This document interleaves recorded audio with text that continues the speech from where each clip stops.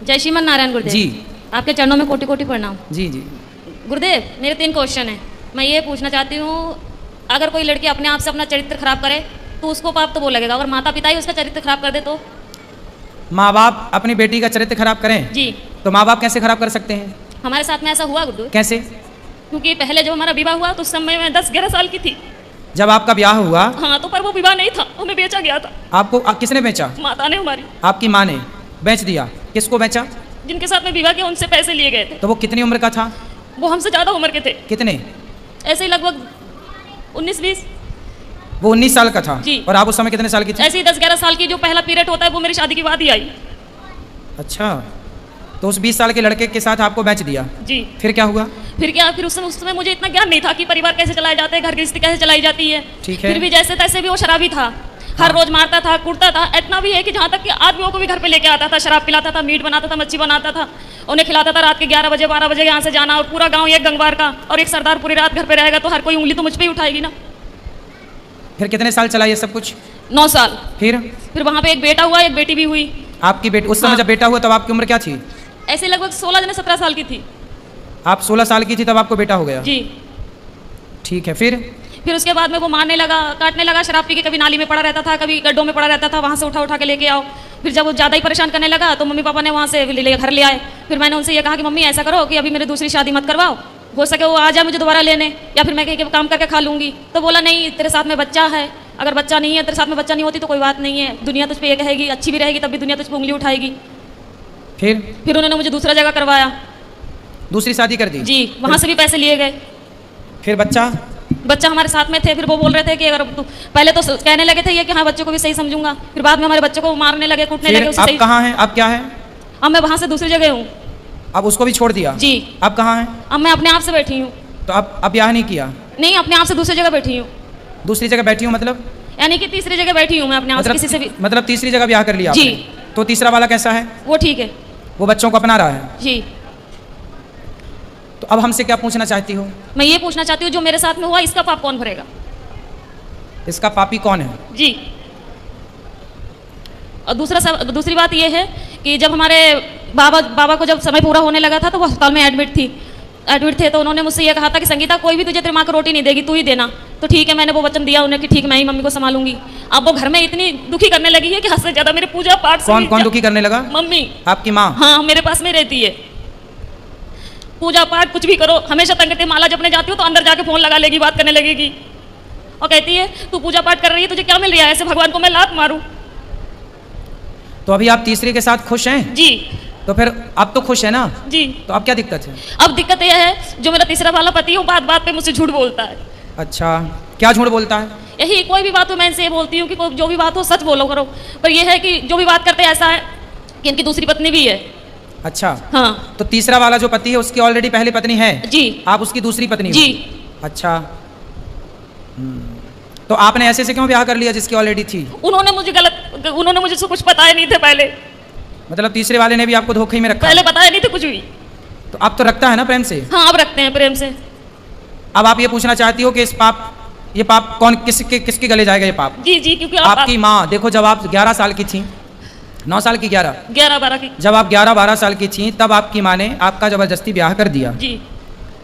तो आपको ऐसा क्यों लगता है कि उस माँ ने बेचा? हो सकता है उस माँ ने ब्याह ही कर दिया हो आपका? नहीं गुरुदेव, वो घर वाले बोलते थे कि तेरे माँ ने 5,000 रुपए लिए कि 10,000 रुपए लिए। यदि उन्होंने पैसे लिए, तुझे डंगर की तरह हमने खरीद, यदि उन्होंने बेचा है तो फिर माँ पापी है आपकी।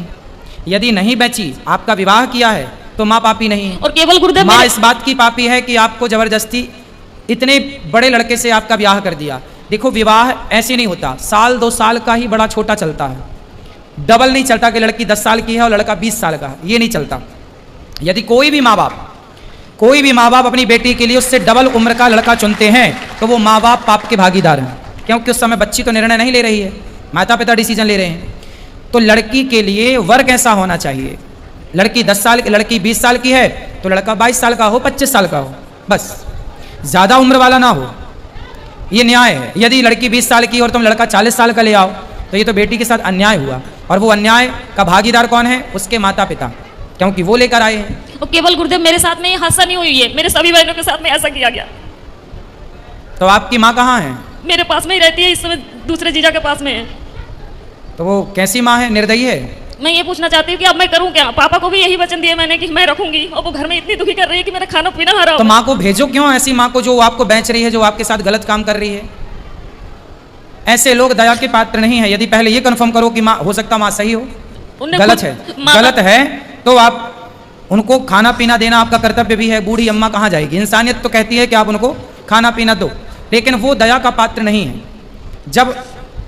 जब धृतराष्ट्र के 100 बेटे मारे गए, तब भीम भैया धृतराष्ट्र को रोटियां ऐसे कुत्तों की तरह देते हैं, बुढ़े खा ला। तो लोग कहते हैं अरे भीम, वो तेरा बाप है, बड़े पिता है ना धृतराष्ट्र, भीम के तेरा बड़ा पिता है, तू कैसे कुत्तों की तरह परोसता है? तो भीम भैया बोले कि मैं ही क्या पुत्र धर्म निभाऊं? ये वही बाप है जिसने भरी सभा में द्रौपदी लुट रही थी और ये चुपचाप तमाशा देख रहा था। क्या मैं ही धर्म का पालन करूं? इसका कोई धर्म नहीं है। ये वही धृतराष्ट्र है जो भीम को गले लगाने के बहाने दबाकर मारना चाहा, वो तो भगवान ने दूसरा पुतला दे दिया भीम का। कुल मिलाकर के ये धृतराष्ट्र इस दया का योग्य नहीं है, दया का पात्र नहीं है।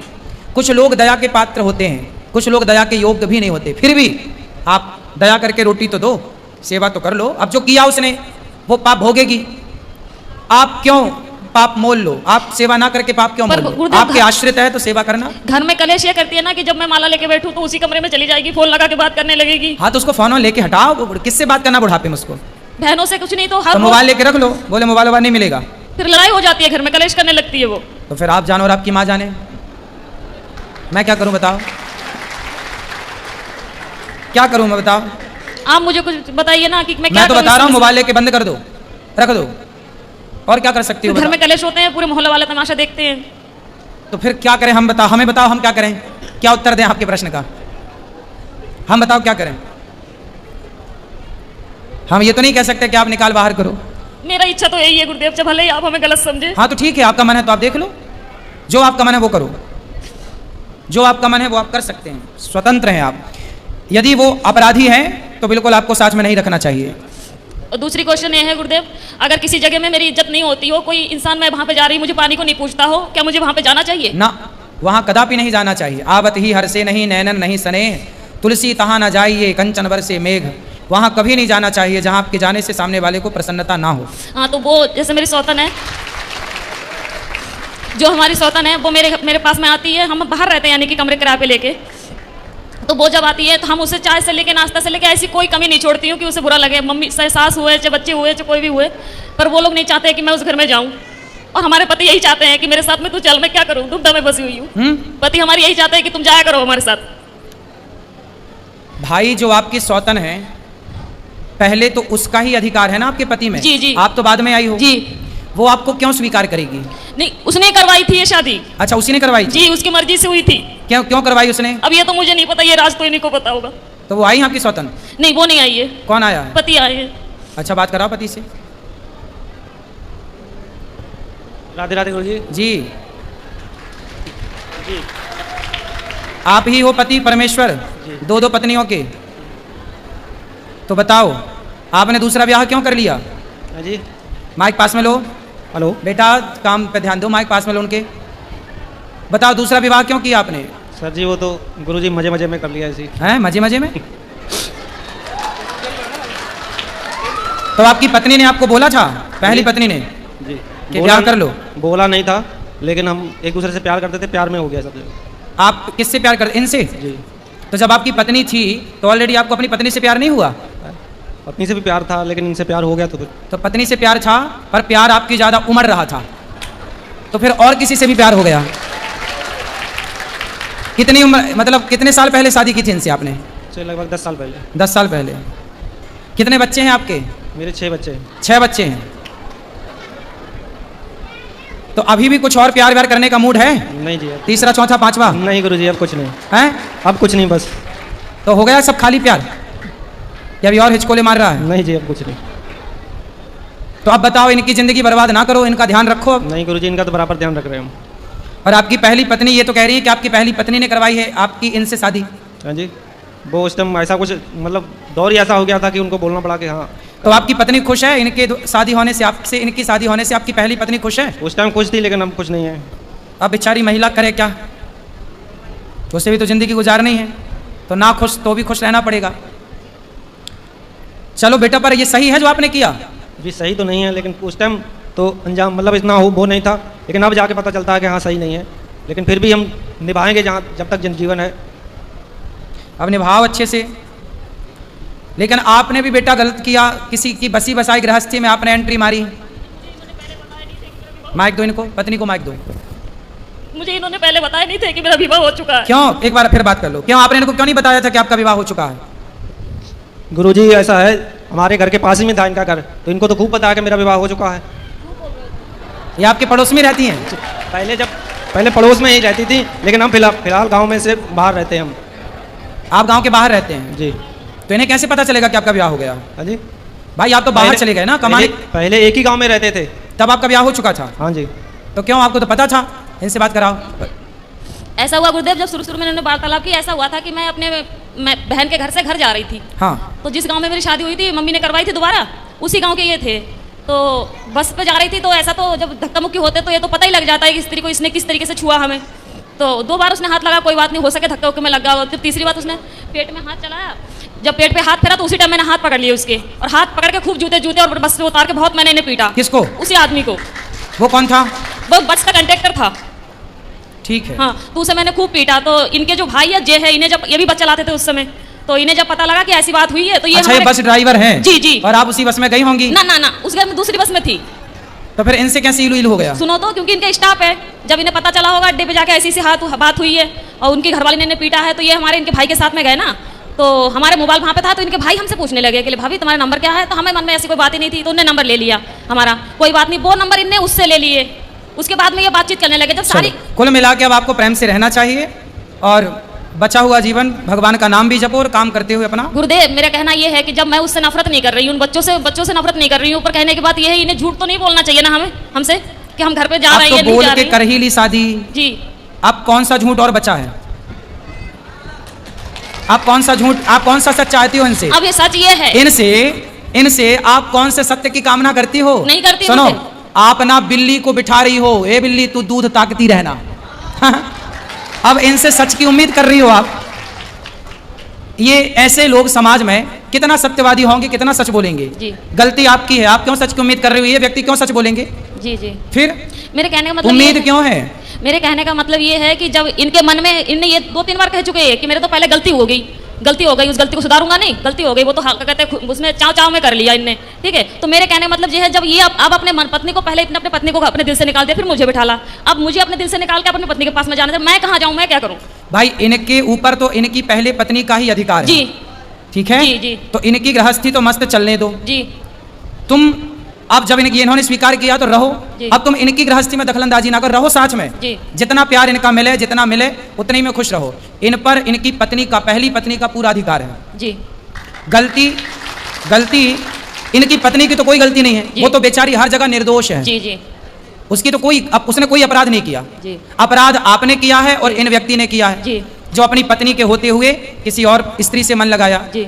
और आपको भी जब 2 जगह ठोकर लग चुकी थी, तो तीसरी जगह क्यों किसी पुरुष के पास ही गई? भगवान के पास ना जाती कि मेरे तो गिरधर गोपाल, क्यों ना बन गई मीरा तुम भगवान की? उस समय कभी ये चीजें सुनी नहीं थी, कभी माता पिता ने बतलाए नहीं थे, ये चीजें कभी जानती नहीं थी मैं। अब इसलिए तो कहते हैं सत्संग करो। जब 2 से तुम्हें सुख नहीं मिला तो तीसरा कौन सा सुख दे देगा और चौथा कौन सा देगा? तो आप मुझे ये बताइए, अब मैं किससे उम्मीद लगाऊं? अब तो इसी के साथ रहो। रहती तो हूँ, रहूंगी भी, पर मैं कह रही मैं किससे उम्मीद लगाऊं? भगवान से और इस आदमी से। खड़े तुम आपके बगल में, अब ये ला के देंगे सब। आपको क्या चाहिए बताओ, क्या कामना है आपकी बताओ? रोटी कपड़ा देते हैं ये आदमी के नहीं जी, रहने को छाया देते हैं घर जी, तो फिर अब क्या चाहिए बताओ? मैं खाली ये चाहती हूँ कि जैसे मैं इनसे कोई भी बात छुपाती नहीं हूँ, झूठ नहीं बोलती हूँ, तो ये बात पे मुझसे झूठ बोलती है, इसीलिए दिल क्या झूठ बोला ये बताओ?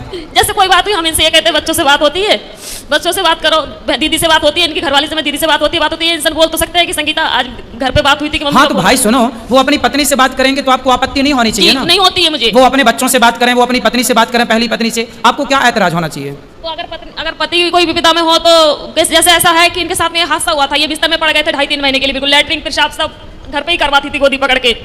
तो तब इनकी घरवाली आई तो आगे जब देख के चली गई, उसके बाद में दोबारा फोन नहीं किया कि कैसे है कैसे नहीं है, ना दुख में साथ दिया। बेटा इन बातों में कोई सार नहीं है, जीवन में 2 रोटी मिल जाए खा पी के भगवान का चिंतन करो। ये शरीर की इच्छाएं अब खत्म क्यों नहीं करती हो? इच्छा शरीर की नहीं, मेरे कहने का मतलब ये है कि मैं इनसे मन हटा सकती हूँ अब बस। अब देखो, अब जितना लगाई हो अब निभा लो। जब तीसरे से लगाई हो, नहीं हो पा हटाना रहा। ही था तो लगाई काहे हो? नहीं हो पा रहा गुरुदेव, क्यों नहीं हो पा रहा। क्यों नहीं हो पा क्योंकि रहा? जो ठोकर मैंने पहले खाई उससे कई गुना ज्यादा ठोकर खाती हूँ। अभी तो फर्स्ट में आप बोली थी तीसरा वाला सही है। वो सब कुछ ठीक है, पर ये बात बात पे ऐसे जो बातें बोल जाते हैं। अरे बात का क्या है, कसमें वादे प्यार वफा सब बातें हैं, बातों का क्या क्या बोल जाते हैं, क्यों ध्यान रखती हो? अब तो भगवान का चिंतन करो और जैसा है अब रहो। मेरा पति मेरा देवता है, अंधा लंगड़ा बहरा खाना खोरा कैसा। तो अगर ये खुद ही कहे लड़ाई में बात की चली जा जहाँ जाने वो, फिर तो काहे लड़ाई करती हो?